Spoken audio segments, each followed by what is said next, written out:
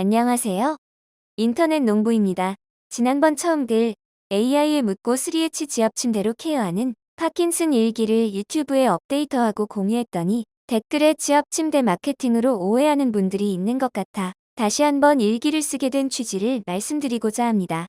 여러분도 잘 알고 있듯이 이 병은 현대의학도 치료 방법을 모르는 불치병입니다. 하여 의사들은 치료약이 없어 진행을 늦추는 방법으로 처방하고 있습니다. 저의 경우 10년째 파킨슨병으로 투병하고 있습니다.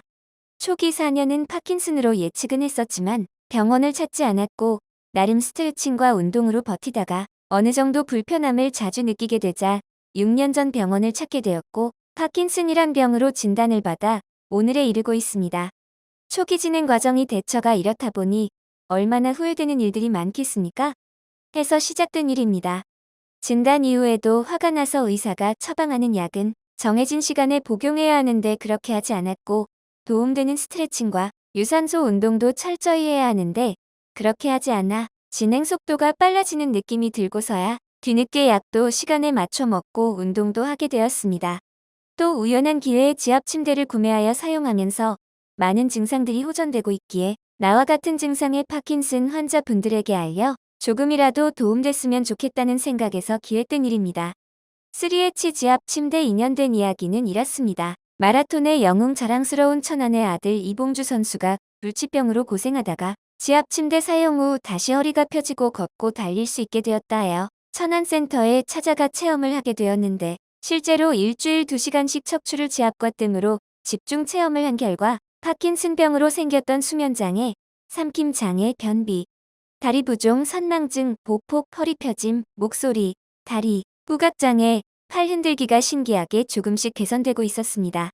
그러다가 1개월간 체험을 하고 바쁜 일로 휴일 포함 3일 체험센터에 못 가게 되어 이용을 안 했더니 다시 원래 상태로 돌아가는 경험을 하기도 했습니다.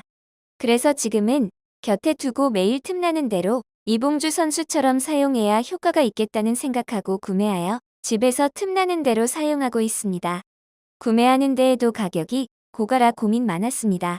그렇지만 나에게 있어 침대는 침대라기보다는 의료기기로 병의 증상의 개선 효과가 있다는 것은 고무적인 일로 구매를 한 것이고 어차피 병원에 가서 물리치료를 받는다면 비용을 내야 하는데 건강을 저축한다는 생각으로 미리 지불한 것으로 하였고 집에서 하다 보니 가족도 함께 사용할 수 있어 구매했습니다. 또 자유롭게 집중적으로 하다 보니 어떤 자세로 어떻게 하니까 어디에 효과가 있더라는 결과가 나오게 되어 나와 같이 침대를 이용하는 분들과 사용 후 정보를 공유하고자 하였고 더불어 파킨슨 환자들에게 체험일기가 도움되라고 쓰게 된 것이니 오해 없기 바랍니다.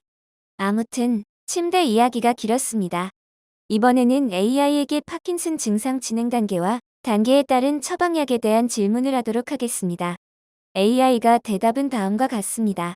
파킨슨병은 진행성 신경계 질환으로 주요 증상으로는 떨림, 근육 경직, 운동 느림, 자세 불안정 등이 있습니다.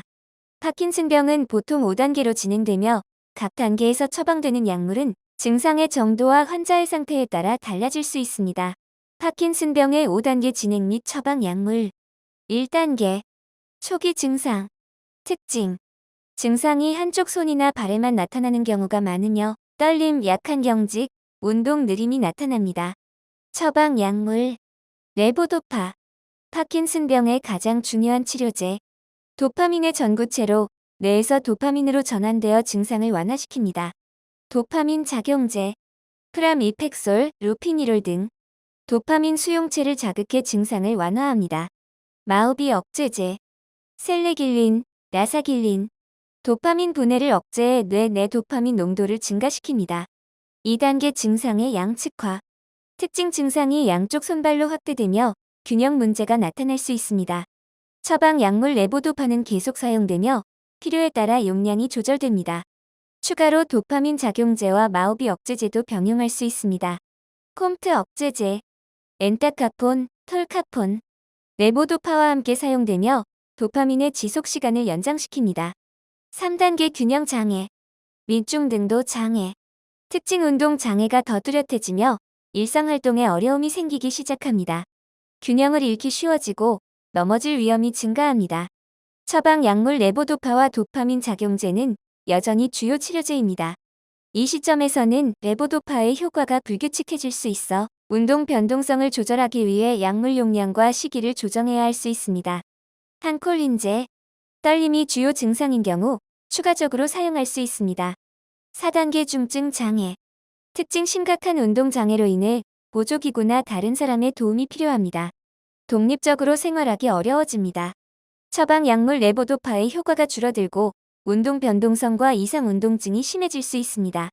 도파민 작용제, 콤트 억제제, 마오비 억제제와 레보도파를 병합하여 증상을 조절합니다. 아만타딘 이상 운동증을 줄이기 위해 사용될 수 있습니다. 5단계 심각한 진행. 특징 심각한 운동 장애로 인해 휠체어에 의존하거나 누워 지내는 시간이 많아집니다. 다른 사람의 전적인 도움이 필요합니다. 처방 약물 2단계에서는 약물 치료의 효과가 제한적일 수 있습니다. 레보도파와 도파민 작용제를 최대한 사용하지만 부작용과 약물의 효과 감소로 인해 조절이 어려울 수 있습니다. 일부 환자에서는 깊은 뇌 자극술 같은 수술적 치료가 고려될 수 있습니다. 추가 고려사항. 파킨슨병은 환자마다 증상과 질병의 진행이 다르기 때문에 약물 처방은 개별화된 접근이 필요합니다. 약물의 부작용, 특히 레보도파의 장기 사용으로 인한 이상 운동증을 최소화하기 위해 약물의 용량과 조합을 신중하게 조정해야 합니다. 비운동성 증상에 대한 약물 치료도 중요합니다. 파킨슨병 치료는 증상 조절에 중점을 두며 약물 치료 외에도 물리치료, 작업치료, 언어치료 등의 다각적인 접근이 필요할 수 있습니다. 각 단계에 맞는 치료 계획은 신경과 전문의와의 상담을 통해 결정하는 것이 중요합니다. 두 번째 일기를 끝까지 읽어주셔서 감사합니다. 중요한 것은 자신이 처방받아 복용하는 약이 어느 단계인지 인식하고 될 수 있으면 1, 2, 3단계에 오래 머물 수 있도록 효과적인 운동과 한의학적 물리적 방법까지 동원하여 몸 관리를 해야 할 것입니다. 도움이 됐다면 구독과 좋아요 부탁드립니다.